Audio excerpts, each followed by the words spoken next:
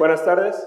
Es un honor para mí presentarles a continuación la mesa redonda del tema inmunogenética, que estará a cargo del doctor en Ciencias Juan Carlos Centeno Ruiz, quien funge como jefe del Departamento de Genética del Instituto de Oftalmología, Fundación Conde de Valenciana.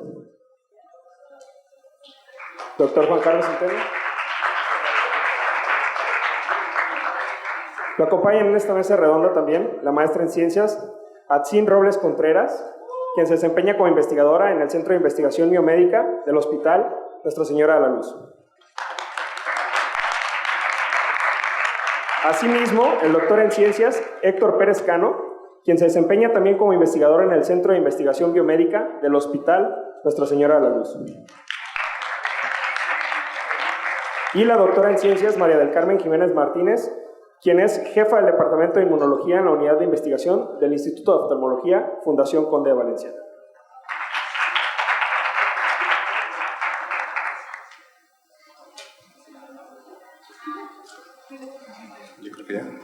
Bueno, buenas tardes a todos. Agradecemos profundamente la invitación del comité organizador y es un gusto que nos acompañen para platicar de algunos aspectos de la inmunología y la genética en aspectos oftalmológicos que van a presentar aquí los compañeros investigadores. Perdón. Iniciaremos con una breve presentación de las líneas de investigación de cada uno de ellos y posteriormente procederemos a la mesa redonda y a las preguntas que ustedes pudieran tener. Entonces le pediría al doctor Pérez Cano que nos presente brevemente sus líneas de investigación.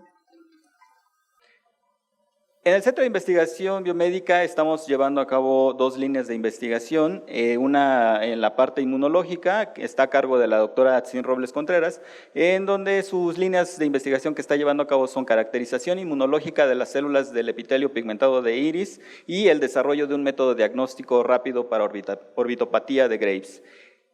En el caso de la biología molecular, estamos desarrollando técnicas moleculares para detección de microorganismos, así como la identificación de marcadores moleculares que están relacionados al riesgo de adquirir enfermedades oculares. Estamos haciendo búsqueda de SNPs en los genes que están relacionados en la respuesta inmunológica.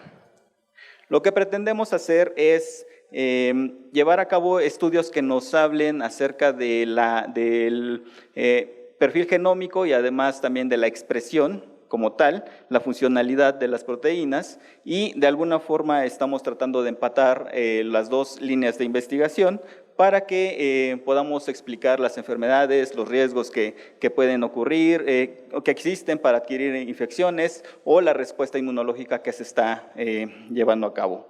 Dentro de los protocolos que se han trabajado tenemos el cultivo y caracterización fenotípica de células epiteliales pigmentadas de iris, así como el análisis funcional de TLR9. Con respecto a la otra línea, estamos trabajando en la determinación de anticuerpos anti-TCHR sérico en suero y en lágrima y se están haciendo correlaciones para buscar un método de diagnóstico rápido en esta enfermedad. Estos son protocolos que se siguen estudiando, son líneas de investigación que se van a desarrollar a futuro y se tienen todavía algunas perspectivas para terminar esta línea. Con respecto a la parte de biología molecular, lo que estamos haciendo es buscar los polimorfismos de los genes que están relacionados a la respuesta inmunológica y estamos comparando con sujetos sanos para ver si existe algún factor de riesgo que determine la susceptibilidad a las infecciones. Estamos utilizando ahorita un modelo de enfermedad que es la blefaritis infecciosa. Hemos estado realizando la búsqueda de polimorfismo de la beta-defensina 1, del polimorfismo del gen de TLR9 y se tiene pensado a futuro realizar búsquedas de polimorfismos en los diferentes TLRs y en otras citocinas como TNF-alfa y otras.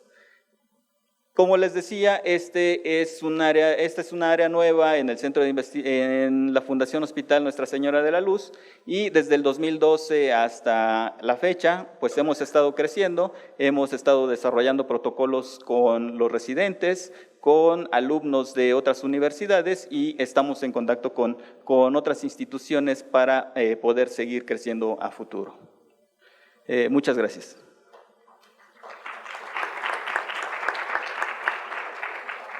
Bueno, gracias Héctor Pérez-Cano por la presentación, y a continuación la doctora María del Carmen Jiménez Martínez, jefa del Departamento de Inmunología del Instituto de Oftalmología Conde de Valenciana, presentará las líneas de investigación que se están llevando a cabo en su departamento. Bueno, gracias por invitarnos aquí a esta presentación. Tenemos en realidad varias líneas de investigación, sin embargo he seleccionado el uso de inmunomoduladores para enfermedades inflamatorias, particularmente de la superficie ocular, y brevemente como una definición de inmunomodulador, es una molécula que es capaz de incrementar la respuesta inmunológica o de suprimir la respuesta inmunológica dependiendo del mecanismo molecular el cual está afectado. Básicamente nosotros trabajamos 3 tipos de inmunomoduladores. El primero de ellos, y es el que tenemos un poco más estudiado en sus bases biológicas, es la inmunoterapia sublingual. Esta inmunoterapia sublingual la utilizamos para la desensibilización alérgica específica. Y bueno, imágenes características de pacientes con alergia, con conjuntivitis alérgica antes y después del tratamiento con inmunoterapia sublingual. Como lo que nos interesa más bien es tratar de explicar cómo funciona la inmunoterapia sublingual, hemos caracterizado los mediadores presentes en lágrima a los diferentes días o meses de tratamiento, y bueno, encontramos que hay un incremento significativo en interferón gamma, en interleucina 4 y en interleucina 2. Esto es muy interesante porque estas citocinas están asociadas a células reguladoras. Asimismo, también hemos encontrado un incremento significativo en otras citocinas antiinflamatorias.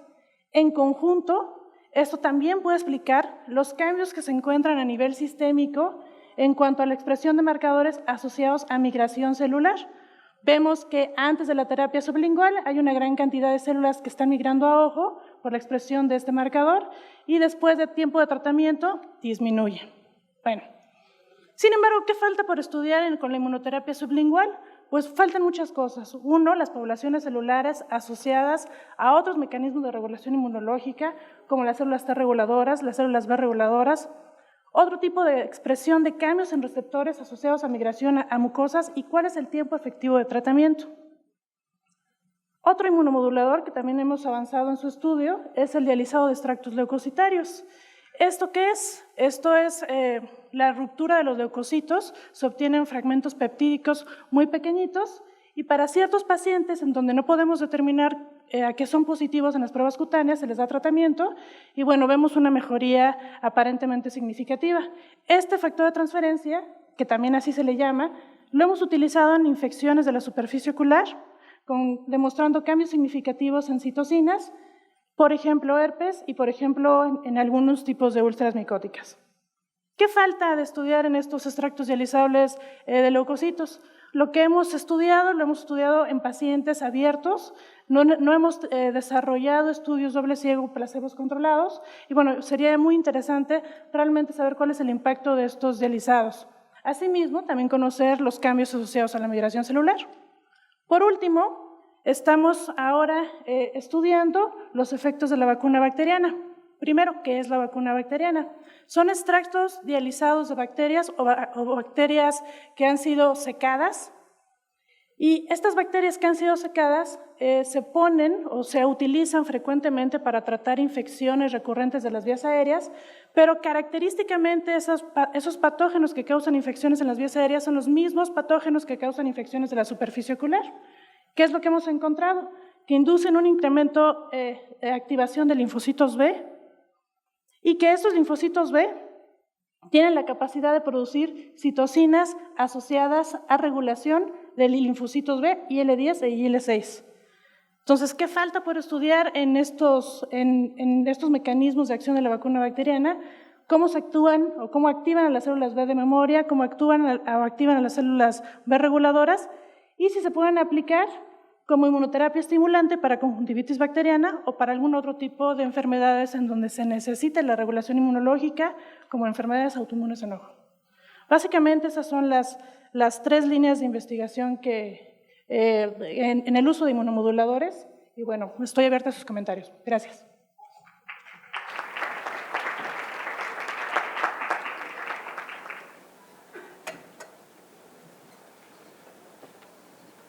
A continuación, le pediremos al doctor Jonathan Garfias, que es el jefe del Departamento de Biología Celular y Tejidos del Instituto de Oftalmología Conde Valenciana, que nos presente brevemente sus líneas de investigación.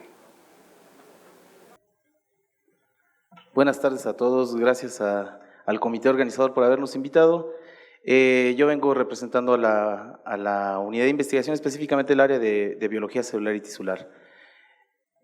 Muchos de los aquí presentes seguirán haciendo sus estudios de subespecialidad en córnea y superficie ocular y utilizarán, pues, yo espero que mucho la membrana amniótica, y voy a platicarles un poco de las propiedades inmunológicas de la membrana amniótica y lo que hemos encontrado nosotros a la fecha. Hemos encontrado que la membrana amniótica ejerce un ambiente o un microambiente inmunosupresor, específicamente por proteínas de la matriz extracelular, y también hemos identificado que inhibe la respuesta inmune adaptativa y inhibiendo la proliferación de linfocitos T. Asimismo produce apoptosis de estas células linfoides, disminuye la secreción y síntesis de citocinas proinflamatorias. Esto es muy interesante porque cuando utilizamos la membrana amniótica, y ustedes cuando lo utilizan en la clínica, la utilizan como un parche para provocar una inmunosupresión local. Y esta es una de las razones por las que ustedes la utilizan y les sirve también, porque disminuye la secreción, la síntesis y secreción de proteínas proinflamatorias. Inhibe la translocación de NF-κB, esto no voy a detenerme mucho, pero es algo que recientemente nosotros hemos encontrado, que el mecanismo por el cual inhibe toda esta síntesis y secreción de citocinas proinflamatorias es a través de inhibición de factores nucleares, específicamente el factor de transcripción NF-κB, y asimismo, interesantemente hemos visto que redistribuye la localización de caderinas, que son las proteínas que sirven para la adherencia intercelular. También hemos trabajado, y les vengo a comentar, que las células de la membrana amniótica tienen capacidad de ser células estaminales, células troncales o células madre. Aquí ven una membrana amniótica, bueno, ahí más o menos se ve. Aquí está el epitelio, y ahorita, donde les voy a platicar ahorita, es sobre estas células, que son células del mesénquima de la membrana amniótica, que son pluripotenciales. Hemos podido transdiferenciar estas células hacia células productoras de albúmina, haciendo la semejanza de hepatocitos, células productoras de colágena, como si fueran condrocitos, y células productoras de nestina, como si fueran precursores neuronales. Esto pues, nos llama la atención porque aparte de carecer, estas células, aparte de carecer HLA, A, B y C, y de carecer HLA-DR, presentan HLA-G y H, que son inmunosupresores por sí, y también pueden transdiferenciarse hacia otros tipos hacia otras estirpes de tejidos. Interesantemente, estas células y los factores solubles de estas células inhiben mecanismos de la respuesta inmuninata, como las trampas extracelulares de los neutrófilos. Ahí podemos ver unos neutrófilos que no han estallado, unos neutrófilos que estallan. Los neutrófilos estallan cuando se activan, cuando hay una agresión, y cuando lo ponemos el mismo cultivo con el mismo estímulo con las células mesenquimales de membrana amniótica y sus factores solubles, pues inhiben la explosión de estas trampas. Entonces, interesantemente hemos visto que también actúa sobre la inmunidad innata, ¿no? Y esto, una vez las células obtenidas del estroma son capaces de transdiferenciarse hacia otras estirpes y disminuyen la respuesta inmuninata inhibiendo las trampas extracelulares de neutrófilos. Y este es, por último, algo que hemos encontrado recientemente.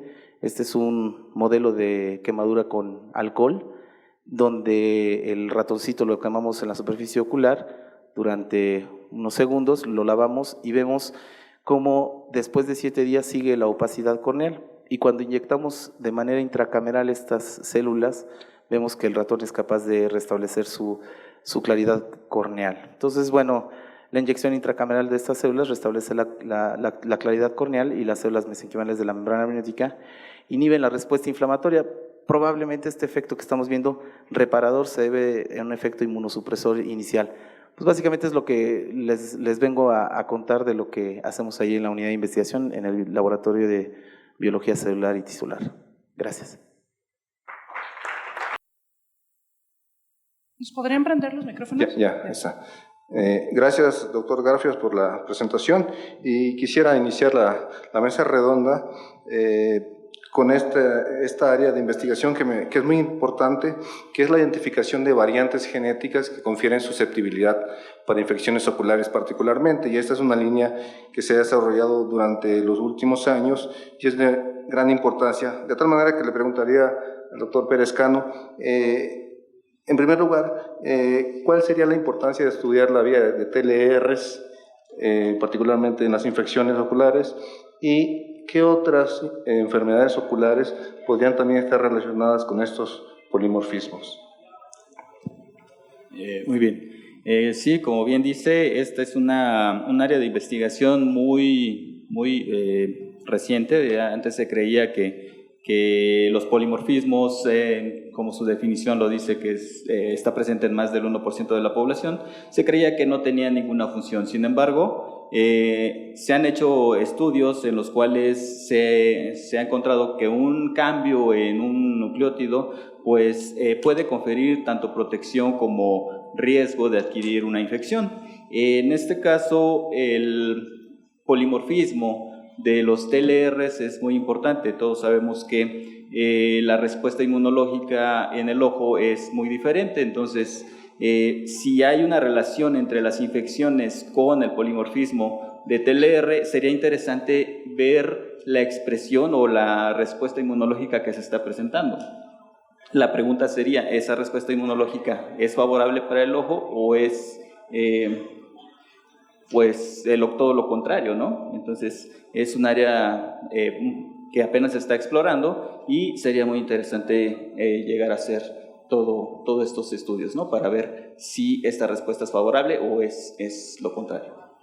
En tu opinión, ¿algunas otras enfermedades que puedan causar con inflamación intraocular o relacionadas podrían también ser susceptibles de identificarse polimorfismos asociados? Claro, como hace rato mencioné, el modelo que se está utilizando es blefaritis infecciosa. La blefaritis que estamos estudiando es ocasionada por bacterias gram positivas.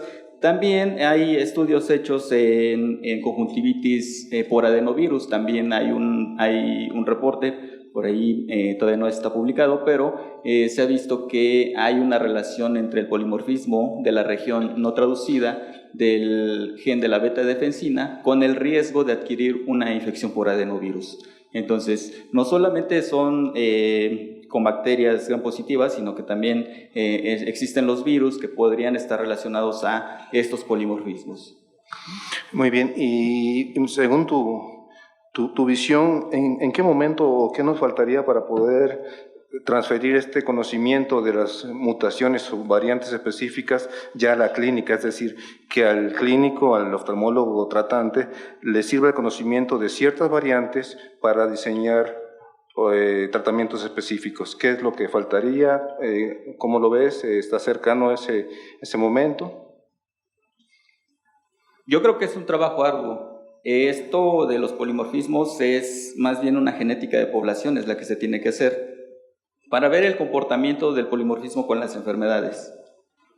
Una vez caracterizado eso, podemos dar información a la población, ver qué población es la que está susceptible a desarrollar este tipo de enfermedades. Estos polimorfismos se pueden realizar en, no sé, infecciones que podrían estar poniendo en peligro una población para desarrollar una epidemia. No olvidemos que adenovirus es uno de los microorganismos que causan epidemias y pues podríamos ver cuál es la población que es susceptible a este tipo de infecciones. Con respecto al tratamiento, bueno, si a futuro se hacen se tienen que hacer investigaciones y pues lo interesante sería entrarle a la terapia génica, ¿no? La terapia génica que nos va a ayudar a la medicina preventiva. De acuerdo. Gracias, Héctor. A continuación, me gustaría que la maestra en ciencias Atzin Robles nos pudiera comentar su experiencia acerca del estado actual de la identificación de marcadores en orbitopatía de Graves y su trabajo que está realizando en la Fundación Nuestra Señora de la Luz. Muchas gracias, doctor. Comentando acerca de mi trabajo, ya sabemos que para diagnóstico de orbitopatía de Graves normalmente se buscan autoanticuerpos en sangre. El trabajo va enfocado a desarrollar un método diagnóstico rápido para que el doctor directamente en sus consultorios puedan hacer estas pruebas rápidas. Como primer paso, obviamente falta mucho todavía para poder diseñar este método diagnóstico, pero el primer paso que hicimos fue buscar la presencia de autoanticuerpos anti-TSHR en lágrima para ver si podíamos realmente diseñar este método utilizando la lágrima del paciente. Y bueno, lo que encontramos es que sí existe la presencia del anticuerpo, no se relaciona con la actividad del paciente, pero sí hay una diferencia significativa entre los sanos y los pacientes que tienen la orbitopatía de Graves. Ese es un primer paso. Y la segunda parte que se hizo fue una correlación entre los valores séricos de este mismo autoanticuerpo y los valores de lágrima, y encontramos una correlación positiva y estadísticamente significativa. Entonces eso nos dice que los valores que encontremos en lágrima sí nos van a poder definir si el paciente tiene presencia o no de autoanticuerpos. Faltan muchas cosas, como por ejemplo un estudio multicéntrico o incrementar el número de pacientes, o bien utilizar pacientes que tengan otro tipo de exoftalmia derivada de una autoinmunidad o únicamente que tengan una autoinmunidad para ver que no presenten estos autoanticuerpos. Una vez que tengamos esos controles ya podemos proceder al desarrollo del diseño del diagnóstico. Gracias. En ese sentido, muy interesante lo que comentas acerca del uso de la lágrima como un método diagnóstico, el análisis de la lágrima, y cada vez es más amplio el número de moléculas que se pueden analizar en la lágrima. ¿Cuáles serían, en tu experiencia, las ventajas y las limitaciones que tiene el estudio de la lágrima para enfermedades como orbitopatía de Graves? Bueno, una de las ventajas, obviamente, ya no se harían esas tomas de muestra de sangre, que sería un método invasivo para los pacientes, y los estudios en sangre normalmente tardan mucho tiempo, hasta una semana en dar los resultados, y eso sí no se tarda en que el paciente tenga alguna cita o algo que lo pueda retrasar todavía más. En el caso de la lágrima se pretende diseñar un método diagnóstico que sea in situ, o sea que en el mismo consultorio el doctor haga el diagnóstico de estos pacientes directamente para ver si hay o no presencia de los autoanticuerpos. Y en cuanto a las desventajas, podría ser bueno, para mí que sería todavía falta para diseñar ese método diagnóstico y que se necesitan meter o involucrar todavía más pacientes. La compartimentalización del ojo podría ser una limitante en la identificación de moléculas en lágrima con respecto a otros. Sí, digamos, definitivamente. Por sitios. La cantidad de lágrima que pudieran llegar a secretar algunos pacientes, probablemente no se pueda hacer la toma de muestra correcta. Pero también se puede utilizar, bueno, nos podemos apoyar en el uso de solución salina para poder obtener las proteínas que están en superficie del ojo del paciente. De acuerdo. Gracias, doctora Robles. A continuación, quisiera que la doctora Mari Carmen Jiménez nos comentara un poco acerca de esta línea de investigación interesante que tiene acerca del uso de factor de transferencia como tratamiento de enfermedades de la superficie ocular. Y me gustaría hacer dos preguntas, una que es un poco más básica y la otra clínica. La primera básica sería, ¿cuáles son sus estudios recientes acerca de la fisiopatología, o más bien de las vías que son reguladas por el factor de transferencia y que podrían hacer variar la clínica de pacientes con estas enfermedades? Sí, hay varios estudios in vitro, esto es en colaboración con el Instituto Politécnico Nacional, y bueno, in vitro, ¿qué es lo que tenemos? Hay un incremento en la producción de interferón gamma inducido en células Hurkat, que para los que no conocen, las células Hurkat es una línea celular de células T, entonces se produce interferón gamma. Además, en macrófagos se induce la expresión de TLRs Inclusive hay varios ligandos de TLRs en el extracto dializable de leucocitos y esto podría funcionar como inmunomodulador. Y a nivel ocular, lo que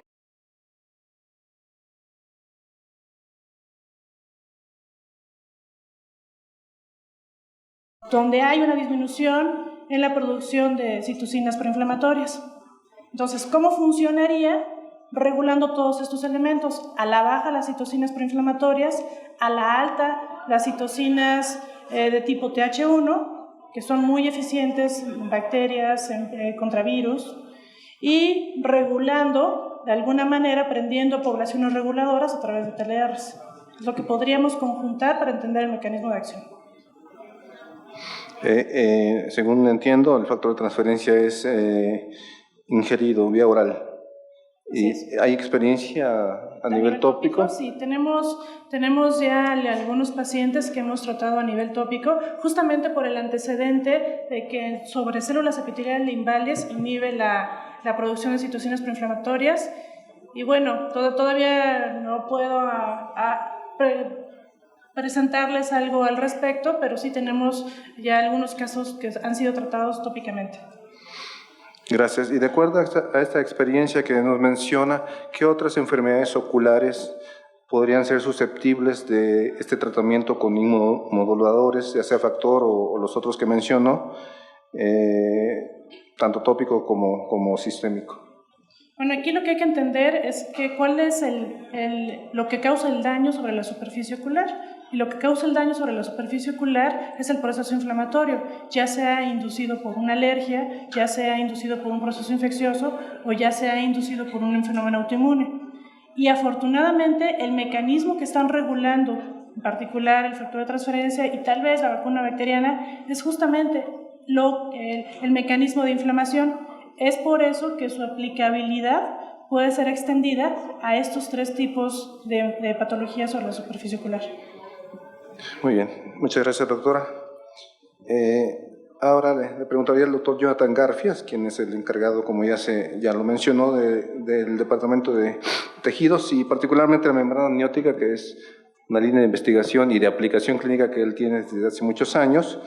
¿Cuáles serían las vías principales que la membrana amniótica está regulando en la superficie ocular, es decir, para modular el proceso inmunológico? Bueno, hemos encontrado específicamente vías muy complejas como de NF-κB y vías de transducción de señales comunes como de IRF3 y IRF7. Nada más para platicarles más o menos, la membrana amniótica, hay varios artículos que la utilizan en queratitis estromal herpética como coadyuvante a la terapia convencional. Entonces nosotros nos hemos dado la tarea de buscar cómo es que puedan estar modulando y uno de los factores es inhibiendo NF-κB, básicamente inhibiendo las citocinas proinflamatorias y aumentando IRF7 y no le está haciendo nada a IRF3. Estos IRF7 son factores de respuesta a interferones, ya lo mencionó la doctora Jiménez. La respuesta tipo TH1 nos podría estar ayudando a generar una respuesta antiviral antiinflamatoria. Eso por un lado. Por otro lado, nos ayuda la membrana amniótica a ser proepitelizante. Les demostré, bueno, ahorita les platiqué muy someramente que ayuda a la deslocalización de las caderinas en los miofibroblastos. Lo que no quiere hacer la membrana amniótica o lo que no quiere hacer el tejido ocular en la córnea específicamente es que se opaque. Una de las causas que se opaque es que los miofibroblastos se conviertan a fibroblastos y empiecen a secretar colágena, de tal forma que hemos identificado que ayuda a la deslocalización de las caderinas e inhibe la proliferación de miofibroblastos, pero a la vez induce la expresión de factores de crecimiento, de receptores de factores de crecimiento de las células, promoviendo la epitelización. Entonces, básicamente, en resumen, serían a tres niveles. Inhibiendo los factores de transcripción que provocan proinflamación, aumentando los factores de transcripción que provocan una respuesta antiviral y otra promoviendo la cicatrización, una buena cicatrización proepitelizante. Gracias. Y en tu experiencia, creo que hay bastante controversia acerca del uso de membrana amniótica en sus diferentes presentaciones, es decir, deshidratada, criopreservada, de una compañía de otra. ¿Cuál sería tu experiencia? ¿Es cierto esto? ¿No hay diferencias? ¿Qué es lo que tú nos puedes comentar? A ver, nosotros en el Conde de Valenciana tenemos un banco de membrana amniótica, es el banco de amnios, y ahí es ultracongelada. Desde el 95 se escribió por primera vez y así se ha utilizado.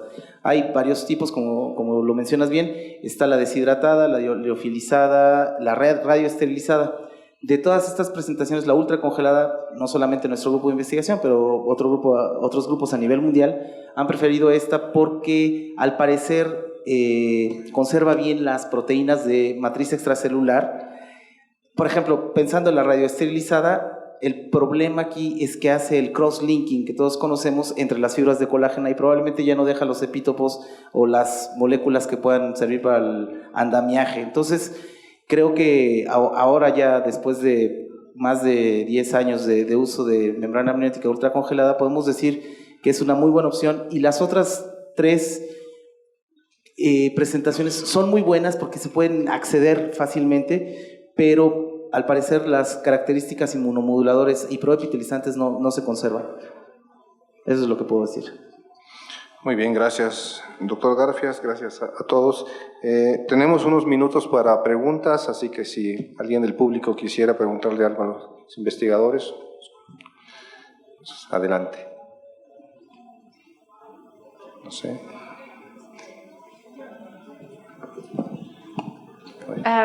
Me resulta muy interesante la inmunomodulación para enfermedades inflamatorias, pero efectivamente ustedes están hablando solamente de superficie ocular, pero para quienes nos dedicamos a órbita, lo más difícil en órbita realmente son las enfermedades inflamatorias de la órbita, con todas sus variedades y todos los nombres que cada vez vamos clasificando.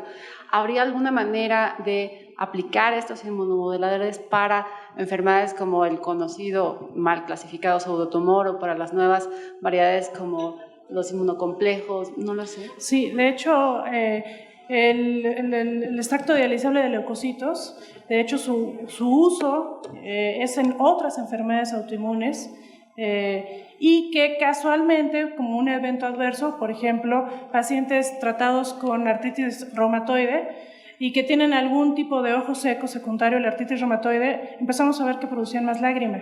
Entonces, a lo que voy es, hemos visto mejoría en esos pacientes que tienen otras afectaciones autoinmunes que tienen repercusión ocular. Lo que sigue entonces es hacer en pacientes con enfermedades autoinmunes en ojo, uveitis o uveitis infecciosas inclusive, darles el mismo esquema de tratamiento que es con el que tenemos experiencia y ver si con este adyuvante inmunológico puede haber una mejoría. Hay casos que tenemos tratados así y aparentemente es una mejoría, pero es el rango más bajo de evidencia. Entonces lo que tenemos que hacer es generar una evidencia realmente fuerte para decir si la indicación, por ejemplo, en un PKH, ¿no?, podría ser utilizado. Pero sí hemos visto algún tipo de mejoría en pacientes con enfermedades autoinmunes oculares. Gracias. ¿Alguna otra pregunta?